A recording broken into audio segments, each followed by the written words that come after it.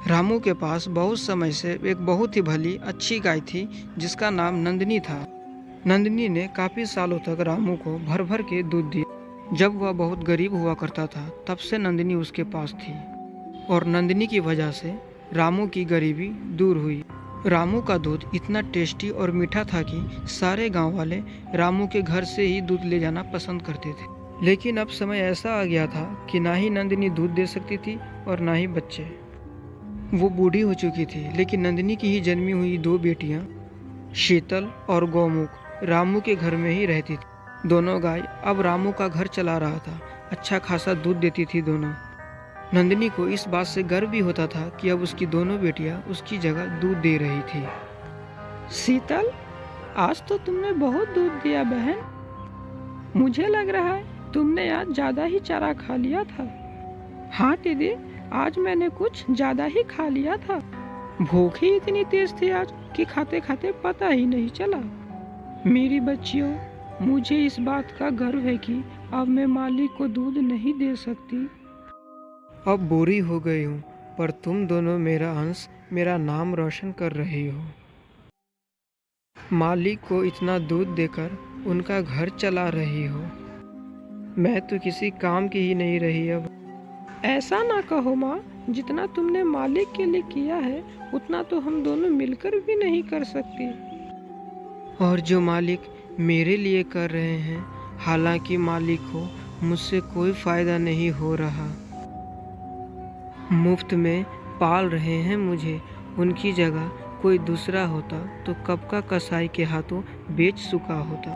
पर मालिक मुझे कितना प्यार करते हैं, अब भी मेरी कितनी देखभाल कर रहे हैं।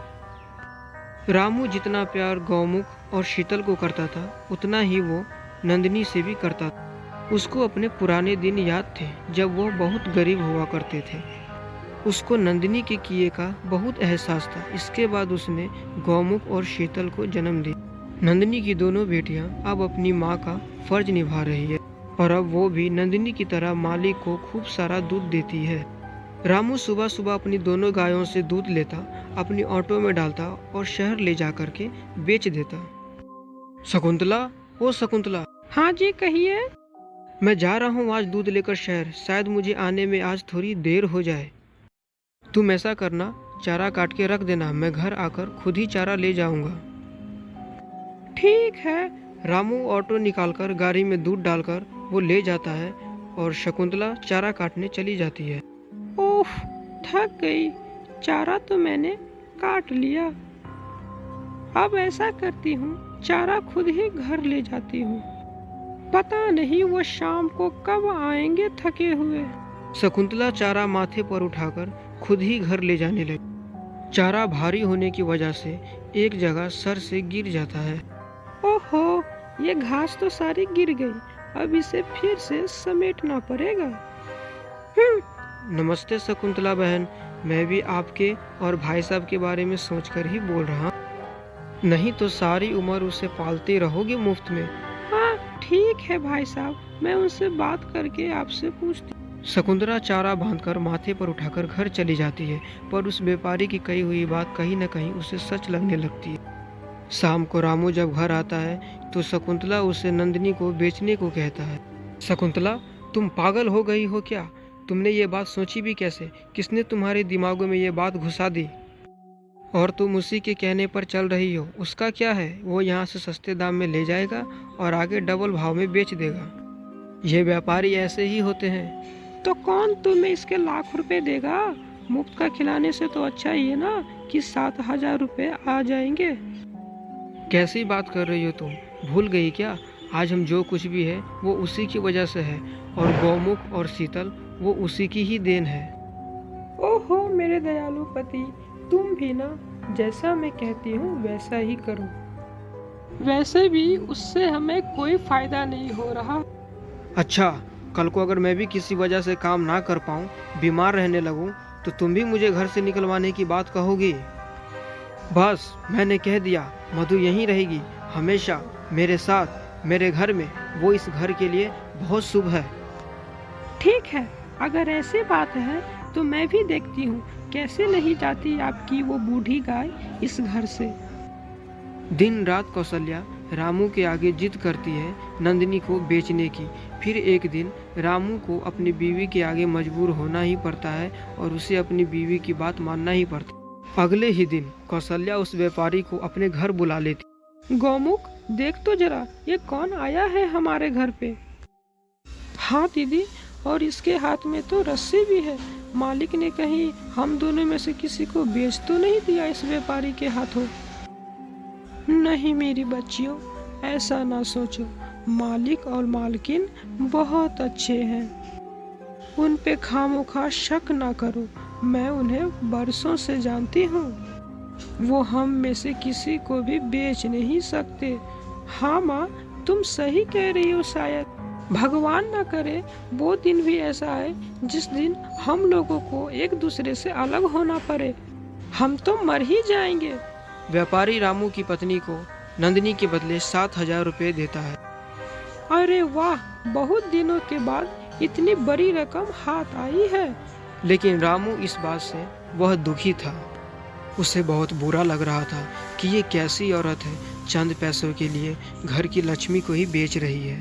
थोड़ी देर बाद रामू नंदिनी के पास आता है और उसके सर पे हाथ फेरता है। रामू रोते हुए कहता है, मुझे माफ़ कर दो नंदिनी, पत्नी की जिद के आगे मुझे तुम्हें बेचना पड़ रहा है।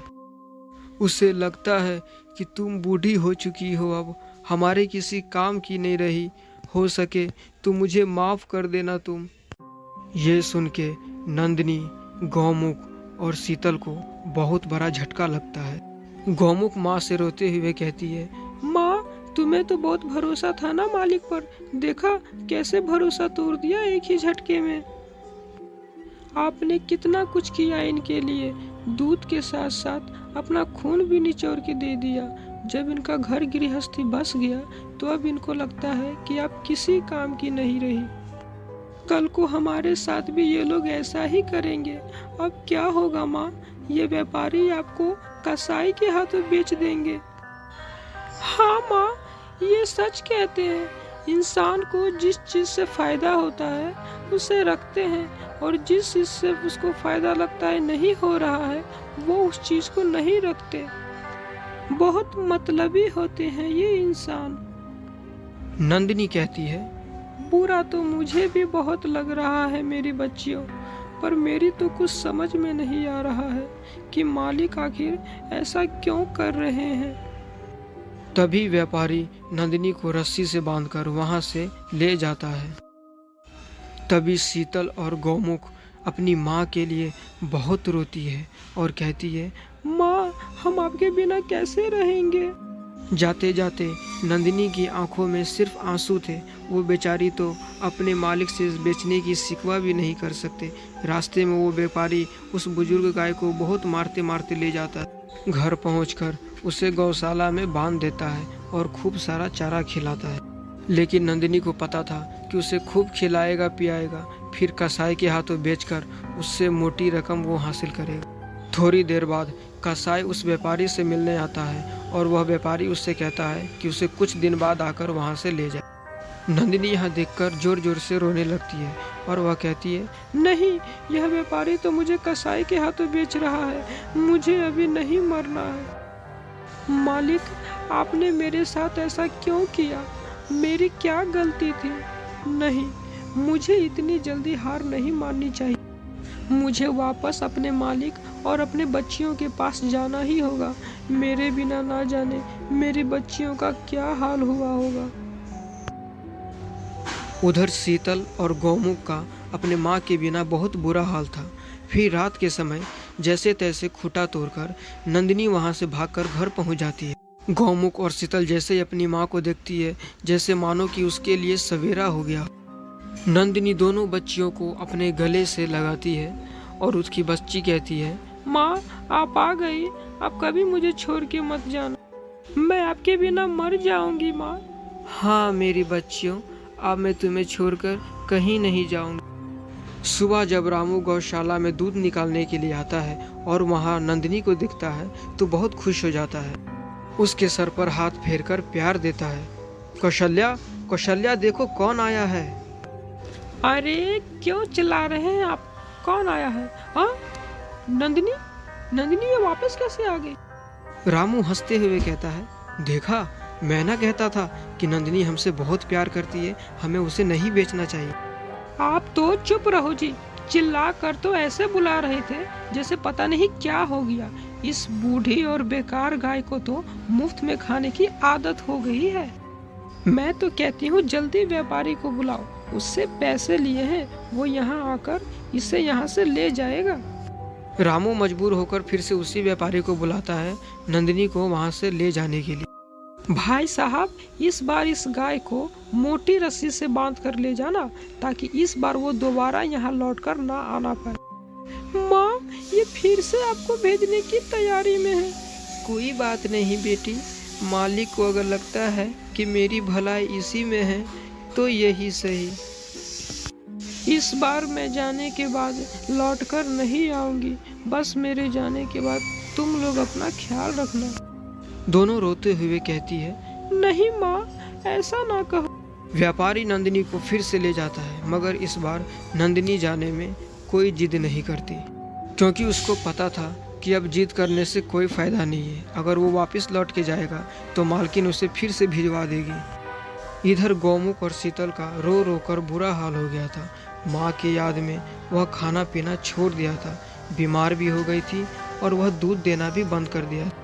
कौशल्या रोते हुए कहती है, देखो ना जी, किसकी नज़र लग गई है हमारे घर को। गौमुख और शीतल कितने बीमार हो गए हैं, उन दोनों ने खाना पीना भी छोड़ दिया है, हमारा इतना अच्छा कारोबार बंद हो गया है। ये सब कुछ नहीं, नंदिनी का फिटकार लगा है हमें, बोझ थी ना वो तुम्हारे लिए, जबरदस्ती उसे बेच दिया। जिसने शुरू से हमारा साथ दिया, जब वह तुम्हारे किसी काम के ना आने लगी तो तुमने उसे बेचवा दिया। खुद गर्ज औरत, इनको भी अपने माँ से अलग कर दिया, अपने साथ साथ इस पाप का भागीदार मुझे भी बना दिया तुमने। कौशल्या रोते हुए कहती है, आप सही कह रहे हैं जी, हमसे बहुत बड़ी गलती हो गई है। मैं आपके आगे हाथ जोड़ती हूँ, उस व्यापारी के पैसे लौटा दीजिए और नंदिनी को वापस घर ले आइए। अगले दिन रामू और कौशल्या नंदिनी को लेने जब व्यापारी के घर जाते हैं तो वो वहाँ देखते हैं कि व्यापारी ने कसाई के हाथों नंदिनी को बेच दिया और कसाई नंदिनी को ले जा रहा है। अरे कौन हो तुम, और मेरी नंदिनी को तुम कहाँ ले जा रहे हो? कहाँ ले जा रहा हूँ मतलब, मैंने इसे खरीदा है, वो भी डबल भाव में। मैं तुम्हें इसके भी डबल पैसे दूंगा। मेरी गाय मुझे तुम वापस कर दो। ठीक है, ले लो, मुझे तो पैसों से मतलब है। और इस बूढ़ी गाय में रखा क्या है? वो तुमसे मतलब नहीं है, तुम बस पैसे लो और हमारी गाय को अभी वापस करो। रामू और कौशल्या कसाई को पैसे देते हैं और नंदिनी को वापस ले आते हैं। नंदिनी, मुझे माफ कर दो, मैं कितना गलत थी, मैंने तुम्हारे साथ कितना गलत किया है। मेरी वजह से आज ना जाने वो कसाई तुम्हारे साथ क्या कर लेता। हाँ नंदिनी, अब चाहे जो हो जाए, मैं तुम्हें कभी खुद से अलग नहीं करूँगा। जब गौमुख और शीतल अपनी माँ को देखती है तो वह दोनों बहुत खुश हो जाती है और वो दोनों अपनी माँ के गले लग जाती है।